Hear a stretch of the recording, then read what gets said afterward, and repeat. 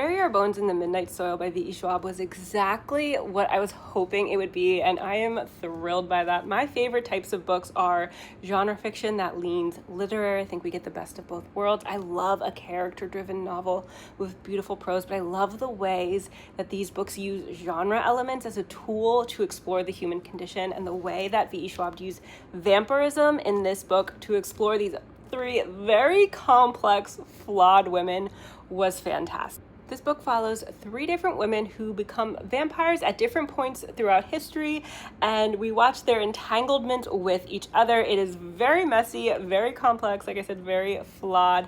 I thought each of these women were so fascinating, especially with the struggles that they dealt with in each of the different time periods. I had so much sympathy for them, and it was just like wild, like as we watched them slowly descend, and you're like, I understand where they're coming from, why they're struggling with what they're struggling, but then where they end up, it was a very interesting ride. I love seeing their interactions with each other, and especially with the way vampirism is in this book and how it does slowly eventually lead to this sort of like mental moral decay and rot.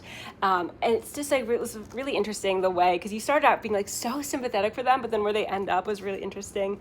I will say there were times throughout this book where I was like, started being a little bit bored with Alice's storyline because of the enormous amount of backstory we were getting, and I could see where it was going, but I was like, okay, this is a lot of backstory, but I should have known better because it's VE Schwab, and if anyone can take a bunch of different threads and weave them together perfectly at the end, it is her. And I was like, at the end, I was like, okay, yeah, we really did need all of that to fully understand Alice's character and her motivations and where she ended up. I think the ending is overall just like a little bit bleak, but I still ended up really enjoying this book. I thought the prose was beautiful. The characters were all really interesting.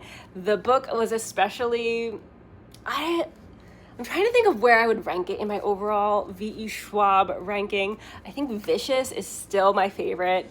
I don't know whether this one or Addie will come in second. And the last point I want to make is I've been seeing a lot of people say that this book is very poorly paced, but a character-driven book is going to have a much different pacing style than a plot-driven book. So I personally wasn't bothered by that, but it is character-driven, and so there are parts that are pretty slow to get through, but it does end up building to something I think is really interesting at the end, at least. Anyway, if you liked Addie LaRue, then I think you should definitely check this one out, because you'll probably like this one too, except this one is sapphic.